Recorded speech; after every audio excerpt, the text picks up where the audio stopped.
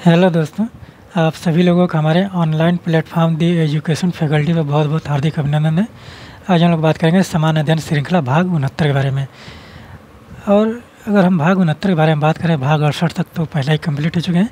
और आप इन श्रृंखलाओं का आनंद लीजिए और इसे नोट्स बनाते रहें, क्योंकि आप इसमें जितने भी प्रश्न बनाए जाते हैं, जितनी व्याख्याएँ की जाती हैं, आप लोगों को प्रत्येक एग्जाम में देखने को मिल जाएंगी।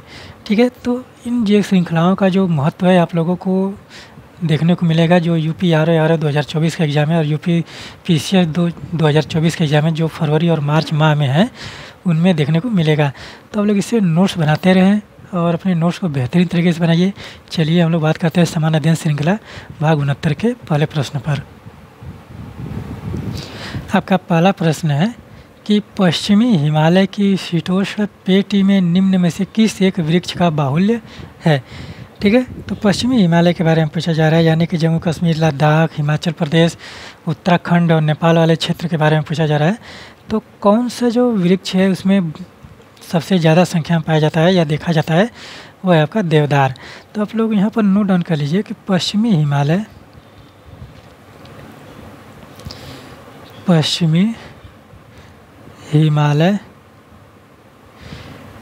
की शीतोष्ण पश्चिमी हिमालय की शीतोष्ण पेटी में वृक्ष। ठीक है, तो यहाँ पर किस प्रकार के वृक्ष पाए जाएंगे? शीतोष्ण कटिबंधीय वृक्ष पाए जाएंगे। तो इसमें कौन कौन से वृक्ष हैं? देवदार, सबसे बहुलता में देवदार है, चीड़ है, क्रम नहीं है। ठीक है, इसको आप लोग नोट डाउन करिएगा। फर है, ओक है, चेस्टनट है, स्प्रूस है। ठीक है, स्प्रूस है और सीडार है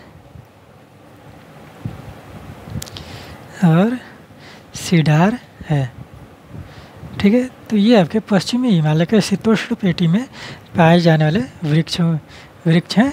तो ये सारी चीज़ें आप लोग नोट डाउन करिए। चलिए आगे बढ़ते हैं। आपका अगला प्रश्न है कि जीवन रक्षक और बचाव सिंचाई इंगित करती है। ठीक है, जीवन रक्षक और बचाव सिंचाई, ठीक है, किसको इंगित करती है?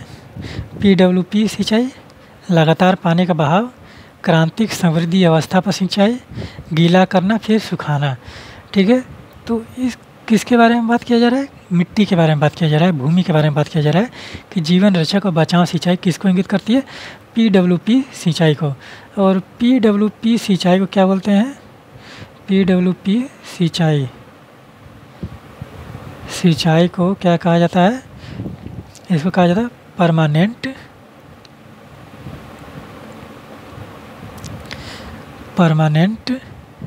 Wilting point.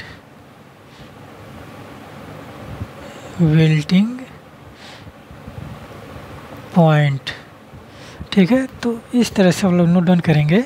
और आप लोग इंग्लिश में लिखना चाहें तो इंग्लिश में भी लिख सकते हैं। ठीक है, हमने हिंदी में इसलिए लिख दिया कि हिंदी के चीज़ें जो हैं वो ज़्यादातर समझ में आती हैं लोगों को, और इंग्लिश मीडियम वाले जो हैं तो वो लोग इंग्लिश में अपना लिख सकते हैं पीडब्ल्यूपी का। और परमानेंट विल्टिंग सिंचाई या परमानेंट विल्टिंग पॉइंट कहा जाता है इसे। तो यह जो है आप देखेंगे कि मिट्टी में पानी को नियंत्रित करता है या इंगित करता है। ठीक है, मिट्टी में पानी या नमी को इंगित करता है। ठीक है, तो इस तरह से चीज़ें आप लोग नोट डाउन करिए। ये आपका एग्रीकल्चर से संबंधित है। और चलिए आगे बढ़ते हैं। आपका अगला प्रश्न है कि हरिके बैराज। ठीक है, क्या पूछा जा रहा है? हरिके बैराज निम्न में किन नदियों के संगम पर स्थित है? ठीक है, हरिके बैराज। ठीक है, तो आप लोग जानते हैं कि हरिके बैराज कहाँ है? हरियाणा में शायद है, हरियाणा वाले क्षेत्र में, हरियाणा पंजाब वाले क्षेत्र में। और यहाँ से इंदिरा गांधी नहर निकलती है। और हरिके बैराज का पानी जो है इंदिरा गांधी नहर के लिए बहुत ही ज़्यादा महत्वपूर्ण है। और इंदिरा गांधी नहर से आप देखेंगे कि राजस्थान के कई जिलों में सिंचाई के साधन उपलब्ध कराए गए हैं। ठीक है, तो वो किन दो नदियों पर स्थित है? और देखेंगे कि व्यास और सतलज नदी पर स्थित है। व्यास और सतलज नदी के संगम पर हरिके बैराज स्थित है। और जहाँ पर संगम क्या था, जहाँ पर दो नदियाँ आपस में मिलती हों उसे क्या कहा जाता है, संगम बोला जाता है।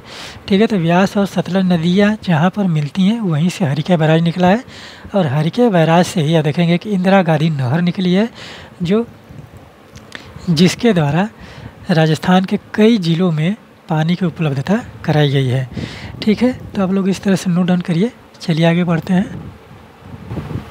आपका अगला प्रश्न है कि स्टेनलेस स्टील क्या है। स्टेनलेस स्टील एक मिश्र धातु है। क्या है, मिश्र धातु, जिसमें लोहे के साथ मिलाया जाता है। लोहे के साथ क्या मिलाया जाता है, जस्ता है, क्रोमियम है, टीन है, तांबा है। तो आप जानते हैं कि टीन और तांबा मिलाकर तो जस्ता बनाया जाता है, तो क्रोमियम जो है आपका लोहे में मिलाया जाता है, जिसके लिए किसके लिए मिलाया जाता है, स्टेनलेस स्टील के लिए। ठीक है, तो आप लोग इस तरह के भी प्रश्न आप लोगों से पूछ लिए जाते हैं कि धातुओं से जो मिक्स धातुओं से जो चीज़ें बनाई जाती हैं, तो उस तरह के प्रश्न आप लोगों को आने चाहिए। आप लोग नोट डाउन करिए। चलिए आगे बढ़ते हैं। आपका अगला प्रश्न है कि प्रत्येक क्रिया के लिए एक समान और विपरीत प्रतिक्रिया होती है, यह नियम दिया गया था। मतलब इसका सीधा सीधा ये है कि अगर किसी वस्तु पर बाह्य बल कार्य कर रहा है तो वहाँ पर वो वस्तु भी उसी क्वांटिटी में, यानी कि उसी अवस्था में उतना ही बल उस पर विपरीत दिशा में लगाएगी। ठीक है, तो इस प्रकार के जो सिद्धांत दिए गए थे वो किसके द्वारा दिए गए थे, वो आपके न्यूटन के द्वारा दिए गए थे। न्यूटन के गति विषयक 3 नियम हैं। पहला नियम जो है आपका जड़त्व का नियम है, दूसरा जो है त्वरण का नियम है, तीसरा जो है आपका क्रिया प्रतिक्रिया का नियम है। ठीक है, तो इस प्रकार से आप लोग न्यूटन के 3 नियमों को आप लोग याद रखिए। और न्यूटन का जो पुस्तक का नाम है, न्यूटन के पुस्तक का नाम है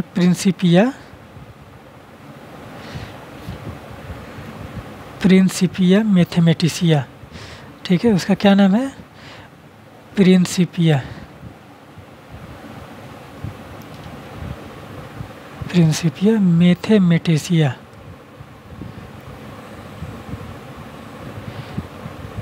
मैथमेटिसिया। ठीक है, तो ये आपके न्यूटन की पुस्तक का नाम है। और न्यूटन ने 3 गति विषयक नियम दिए थे। 3 गति विषयक नियम दिए थे गति के नियम। ठीक है, गति के नियम कौन कौन सा है, पहला जड़त्व का नियम है। ठीक है, दूसरा त्वरण का नियम है, दूसरा वाला एक बार चेक कर लीजिएगा। तीसरा जो है क्रिया प्रतिक्रिया का नियम है। क्रिया प्रतिक्रिया, इसको संवेग संरक्षण का सिद्धांत भी बोला जाता है, क्रिया प्रतिक्रिया। ठीक है, तो इस प्रकार से न्यूटन के 3 नियम है। आप लोग इसको नोट डाउन करिए। और आप देखेंगे कि अल्बर्ट आइंस्टाइन के बारे में अगर हम बात करें तो इनका सापेक्षता का सिद्धांत है, और फिर उसके बाद प्रकाश विद्युत पराभव है। ठीक है, प्रकाश विद्युत सिद्धांत करके है एक है, जिसे E = mc² भी बोला जाता है।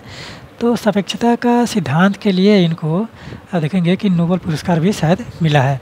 ठीक है, तो सापेक्षता का सिद्धांत है या प्रकाश विद्युत का है, इस तरह से आप लोग नोट डाउन करिएगा। इसके बाद चेक करिएगा कि अल्बर्ट आइंस्टीन को नोबेल पुरस्कार किस क्षेत्र में दिया गया है। ठीक है, तो आप लोग नोट डाउन करिए। चलिए आगे बढ़ते हैं। आपका अगला प्रश्न है कि हमारे शरीर का अधिकतम भाग बना है। हमारे शरीर का अधिकतम भाग बना है, किसका बना है, अस्थियों का, जल का, शारीरिक अंगों का, त्वचा, मांसपेशी व अंगों का। तो आप जानते हैं कि शरीर का 60 से 70% भाग जो है वो जल से बना हुआ है। कितना भाग है, 60% से 70%, 60% से 70% तक का। ठीक है, तो सबसे ज़्यादा भाग क्या है, वो शरीर में जल का बना हुआ है। तो इस तरह के प्रश्न आप लोगों को कन्फ्यूजन पैदा करने के लिए एकदम सरल प्रश्न है, एकदम आसानी से आप लोग सॉल्व कर सकते हैं अगर थोड़ा सा ध्यान देंगे तो। ठीक है, तो आप लोग ये सारी बातें नोट डाउन करिए। चलिए आगे बढ़ते हैं। आपका अगला प्रश्न है कि उपभोक्ता सहकारी भंडार, ठीक है, उपभोक्ता सहकारी भंडार स्थापित किए जाते हैं। किसके द्वारा किया जाता है? सदस्यों द्वारा, सहकारी समितियों के निबंधक द्वारा, केंद्र सरकार द्वारा या राज्य सरकार द्वारा। तो आप जानते हैं कि जो उपभोक्ता सहकारी भंडार है वो सदस्यों के द्वारा स्थापित किए जाते हैं।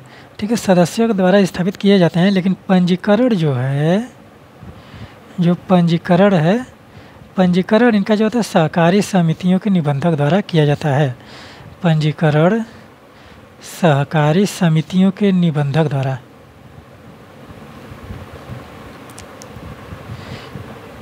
सहकारी समितियों के निबंधक द्वारा। ठीक है, तो आप लोग इस तरह से नोट डाउन करिए। और ये आपका इकोनॉमिक्स से प्रश्न है, तो आप लोग नोट्स बनाते रहें और हर एक चीज़ को नोट डाउन करते रहें। तो आप लोग नोट डाउन करिए। चलिए आगे बढ़ते हैं। आपका अगला प्रश्न है कि निम्न में कौन सा सही सुमेलित नहीं है, यानी कि नेगेटिव बारे में नेगेटिव शब्द दिया गया है, तो आप लोगों को पता लगाना है कि इसमें से कौन सा सही सुमेलित नहीं है। बोकारो इस्पात संयंत्र झारखंड, दुर्गापुर इस्पात संयंत्र पश्चिम बंगाल, भिलाई इस्पात संयंत्र मध्य प्रदेश, राउरकेला इस्पात संयंत्र उड़ीसा।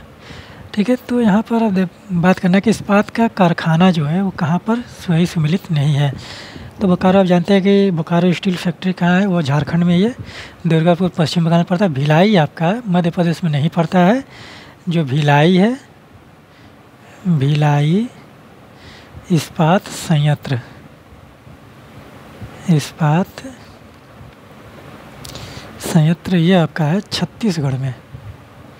कहाँ है? छत्तीसगढ़ में। ठीक है, और राउरकेला कहाँ है? उड़ीसा में है।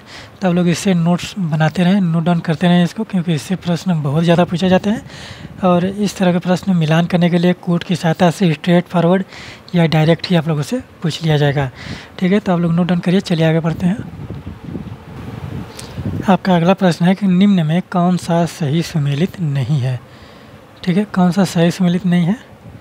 गोस्वामी समिति औद्योगिक रुग्णता की समस्या, जानकी रमन समिति शेयर घोटाले की जांच पड़ताल, मल्होत्रा समिति बीमा क्षेत्र में सुधार, तारापुर समिति बैंकों में ग्राहक सेवा।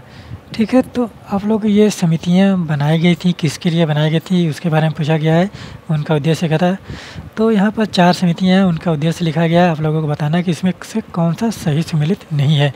और सबसे महत्वपूर्ण बात ये है कि आप लोगों को बताना है कि इसमें से जो समितियां दी गई हैं, इसमें जो समितियां दी गई हैं उनका जो स्थापना वर्ष है उसके बारे में आप लोग कमेंट बॉक्स में कमेंट करिए या टेलीग्राम चैनल से जुड़कर वहाँ पर आप कमेंट करिए। ठीक है, तारापुर समिति जो है आपके बैंकों में ग्राहक सेवा से संबंधित नहीं है।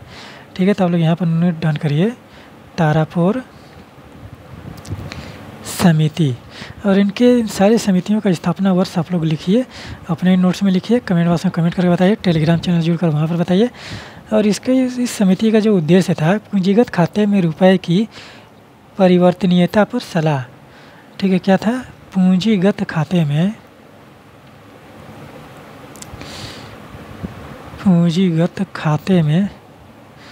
रुपए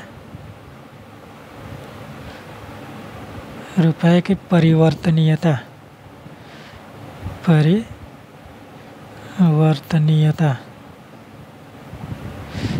पर सलाह, परिवर्तनीयता पर सलाह। ठीक है, सलाह यानी कि देना था कि इसके बारे में क्या सुझाव दिया गया या सरकार द्वारा इस पर क्या सुझाव मांगा गया था, उस पर इसके लिए इस समिति का गठन किया गया था। तो आप लोग ये सारी समितियों के नाम याद रखिए और उनके उद्देश्य क्या हैं वो सारी चीज़ें याद रखिए और इनके स्थापना वर्ष आप लोग लिखिए, कमेंट बॉक्स में कमेंट करिए और टेलीग्राम चैनल जुड़कर वहाँ पर कमेंट करिए। तो आप लोग नोट डाउन करिए। चलिए आगे बढ़ते हैं।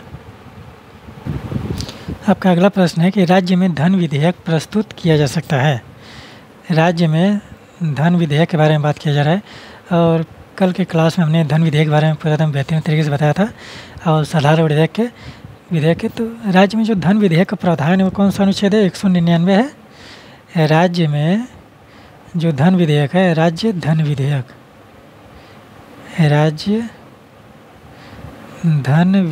की परिभाषा कहाँ है? धन विधेयक की परिभाषा किस अनुच्छेद में है? अनुच्छेद 199 में है। ठीक है, भारतीय संविधान के अनुच्छेद 199 में राज्य धन विधेयक के बारे में, राज्य धन विधेयक की परिभाषा के बारे में बात किया गया है। तो जिस प्रकार से देखेंगे कि केंद्र में जो धन विधेयक होता है उसको हम लोकसभा में सिर्फ केवल ला सकते हैं। ठीक है, तो उसी प्रकार से राज्य में जो धन विधेयक है वो कहाँ आएगा? केवल विधानसभा में। ठीक है, उच्च सदन, राज्य के उच्च सदन क्या कहा जाते हैं? वो विधान परिषद होता है। जिस तरह से केंद्र में उच्च सदन जो है आपका राज्यसभा है, उसी तरह से राज्य में उच्च सदन जो है विधान परिषद है। और विधान परिषद अगर हम इसको हम लिख देते हैं विधान परिषद, और भारत के 6 राज्यों में विधान परिषद है। और विधान परिषद में वहाँ पर कौन सा अनुच्छेद है कि विधान परिषद में जो धन विधेयक है उसको प्रस्तुत नहीं किया जा सकता? वो कौन सा है? अनुच्छेद 198।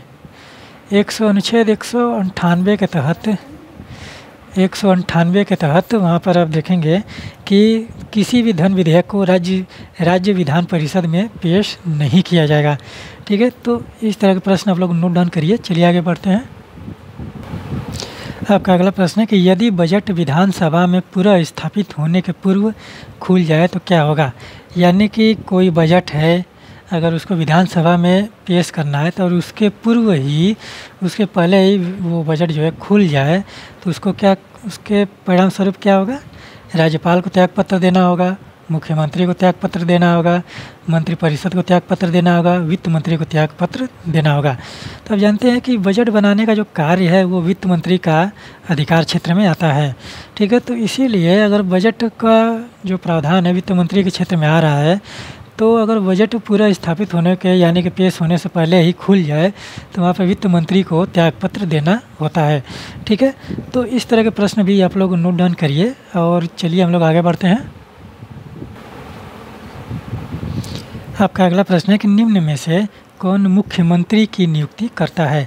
किसकी मुख्यमंत्री की नियुक्ति कौन करता है? भारत का प्रधानमंत्री, भारत का राष्ट्रपति, राज्य का राज्यपाल या राज्य का वित्त मंत्री?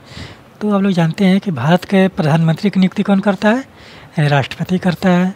तो उसी प्रकार से अब हमने पहले ही कहा था कि जिस प्रकार से संसद का प्रावधान केंद्र में है, ठीक उसी प्रकार से राज्य विधानमंडल का प्रावधान राज्य में किया गया है।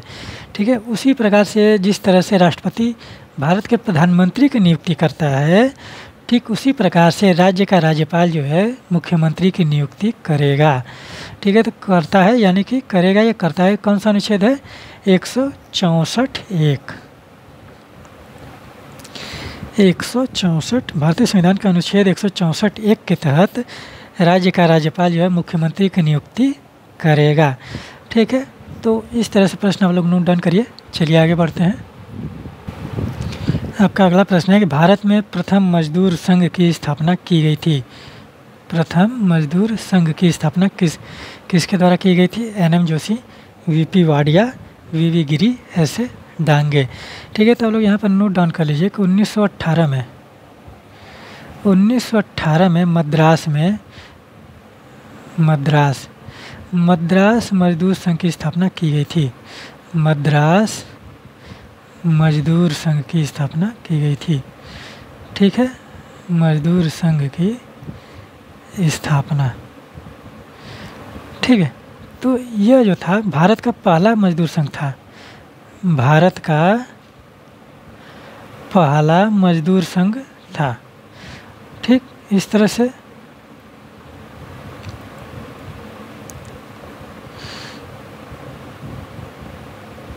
पहला मजदूर संघ था। ठीक है, तो किसने किया था? संस्थापक कौन थे? संस्थापक थे वी.पी. वाडिया, हम पाडिया कह रहे हैं, वाडिया। वी.पी. वाडिया के द्वारा 1918 में मद्रास में मजदूर संघ की स्थापना किया गया था और वह भारत का पहला मजदूर संघ था। ठीक है, तो इस तरह से प्रश्न आप लोगों से पूछ लिए जाते हैं। एन.एम. जोशी ने भी मजदूर संघ की स्थापना किया है। आप देखेंगे कि एन.एम. जोशी का जो मजदूर संघ है आपका 1919 का या 1920 का है शायद। ठीक है, और यहाँ पर आप लोग नोट डाउन करिए और चलिए हम लोग आगे बढ़ते हैं। आपका अगला प्रश्न है कि भारत ट्रेड यूनियन कांग्रेस के पहले अध्यक्ष थे। भारत ट्रेड यूनियन कांग्रेस के पहले अध्यक्ष कौन थे? एन.एम. Joshi, Joseph Baptista, Jawaharlal Nehru, Lala Lajpat Rai. ठीक है, तो पहले आप लोग यहाँ पर नोट डाउन कर लीजिए कि भारत ट्रेड यूनियन, ठीक है, भारत ट्रेड यूनियन कांग्रेस। कांग्रेस से आप लोग क्या समझते हैं? ठीक है, कि कांग्रेस क्या होता है? कांग्रेस आप देखेंगे कि बहुत देशों में कांग्रेस शब्द का प्रयोग किया जाता है। अमेरिका हो गया, ब्रिटेन हो गया, यूरोपियन कंट्रीज हो गई, फिर उसके बाद आप देखेंगे कि रूस, उसमें भी कांग्रेस का प्रयोग किया जाता है। तो कांग्रेस से आप लोग क्या समझते हैं? इसके बारे में हम लोग कभी विस्तार से बात करेंगे। आप लोग कमेंट बॉक्स में कमेंट करते रहें और टेलीग्राम चैनल जुड़कर वहाँ पर कमेंट करें। तो कांग्रेस शब्द के बारे में हम लोग बात करेंगे। भारत में भी कांग्रेस शब्द का प्रयोग किया गया है। ठीक है, तो भारत ट्रेड यूनियन कांग्रेस, ठीक है, इसकी स्थापना किया गया था 1920, 31 अक्टूबर 1920। आप लोग नोट डाउन कर लीजिए एकदम बेहतरीन तरीके से। 31 अक्टूबर 1920 किसने किया था? एन.एम. जोशी ने। एन.एम. जोशी। ठीक है, तो यहाँ पर कट गया होगा तो हम आप लोगों को नीचे लिख देते हैं। ठीक है, किसने किया था? एन.एम. जोशी। ठीक, यहाँ पर ये चीज़ समझ गए कि 31 अक्टूबर 1920 को आप लोगों के जो भारत ट्रेड यूनियन है उसकी संस्थापक कौन है? एन.एम. जोशी। ठीक है, संस्थापक, यहाँ पर हम लिख देते हैं एन.एम. जोशी। फिर उसके बाद इस जो ट्रेड यूनियन के जो अध्यक्ष थे कौन है? अध्यक्ष कौन थे? लाला लाजपत राय। लाला लाजपत राय। ठीक है, लाला लाजपत राय थे। फिर उसके बाद उस उपाध्यक्ष कौन थे? उपाध्यक्ष आप लोग नोट डाउन कर लीजिए, जोसेफ बैप्टिस्टा। जोसेफ बैप्टिस्टा थे। Joseph Baptista. और फिर उसके बाद आप देखेंगे कि जो महामंत्री जो थे, महामंत्री कौन थे? दीवान चमन लाल बजाज। महामंत्री थे दीवान चमन लाल बजाज। ठीक है, दीवान चमन लाल बजाज उस समय महामंत्री थे। ठीक है, इतनी सारी बातें आप लोग नोट डाउन करिए। जब पहली बार विभाजन हुआ, प्रथम विभाजन के समय, प्रथम विभाजन कब हुआ था? 1929 में। प्रथम विभाजन हुआ 1929 में।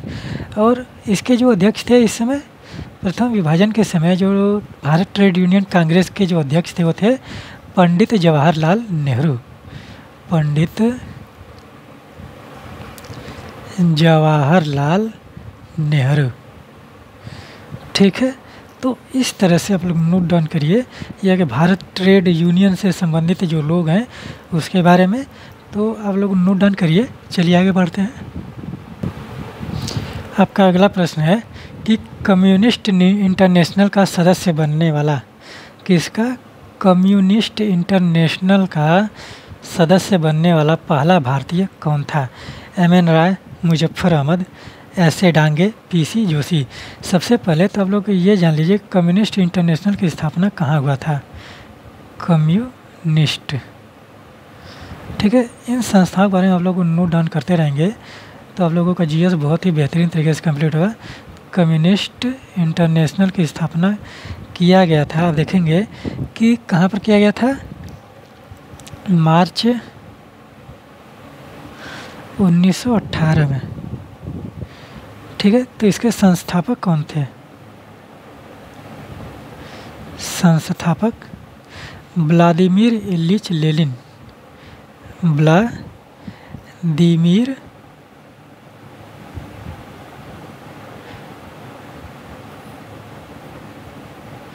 ठीक है,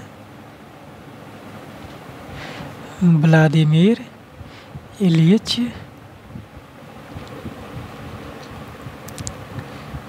लेनिन।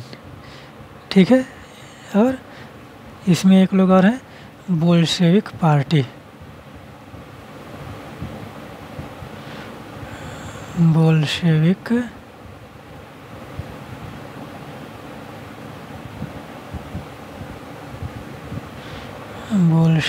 पार्टी। ठीक है, तो यहाँ पर इन लोगों ने मिलकर किया था, और कहाँ हुआ था? रूस में हुआ था, रूस में किया गया था। और ये जो हैं व्लादिमीर इलिच लेनिन जो हैं रूस की क्रांति के लिए जिम्मेदार माने जाते हैं। इन्हीं के नेतृत्व में रूस की क्रांति घटित हुई थी, जिसे बोल्शेविक क्रांति कहा जाता है। और ऐसा माना जाता है कि जब कम्युनिस्ट इंटरनेशनल की स्थापना हुआ था तो लेनिन ने एम.एन. राय को वहाँ पर निमंत्रण भेजा था। ठीक है, एम.एन. राय को निमंत्रण भेजा और एम.एन. राय वहाँ पर रूस में गए और वहाँ पर कम्युनिस्ट इंटरनेशनल का सदस्य बने थे। तो यहाँ पर आप जानते हैं कि जो भारत में, और उसी के तर्ज पर आप देखेंगे कि भाकपा पार्टी का गठन किया जाता है, जिसमें भारतीय कम्युनिस्ट पार्टी का नाम पड़ता है। ठीक है, तो यहाँ पर इन सारी बातों को आप लोग नोट डाउन करिए। और आप जानते हैं कि जो कम्युनिस्ट इंटरनेशनल में पहला भारतीय कौन था? एम.एन. राय थे। ठीक है, तो इस तरह से आप लोग नोट डाउन करिए और अपने नोट्स को बेहतरीन तरीके से बनाइए। और आप जानते हैं कि यह जी श्रृंखला जो है आप लोगों के लिए बहुत ही ज़्यादा महत्वपूर्ण है, तो आप लोग इससे का आनंद लीजिए और इससे नोट्स बनाते रहें, जिससे आप लोगों का नोट्स जो है बेहतरीन तरीके से बनता चला जाए। और यह जी श्रृंखला जो है 2024 में होने वाले, प्रारंभ में ही होने वाले जो यूपी आर.ओ. का एग्ज़ाम है और यूपी पी.सी.आर. का एग्ज़ाम है, दोनों में ही महत्वपूर्ण भूमिका निभाएगा। ठीक है, तो आप लोग इससे नोट्स बनाएं और अपने नोट्स को बेहतरीन तरीके से बनाएं। और उम्मीद करते हैं कि यह लेक्चर आप लोगों को पसंद आता होगा। जय श्रृंखला पसंद आती होगी तो आप लोग इसे नोट्स बनाते रहें और अपने पढ़ाई को सही दिशा निर्देशन अच्छे तरीके से करते रहें। और आशा करते हैं कि आप लोग स्वस्थ होंगे। तो यहीं पर मैं अपने वाणी को विराम देता हूँ। मिलते हैं अगले लेक्चर में, नेक्स्ट लेक्चर में इसी तरह से शानदार तरीके से। तब तक के लिए धन्यवाद।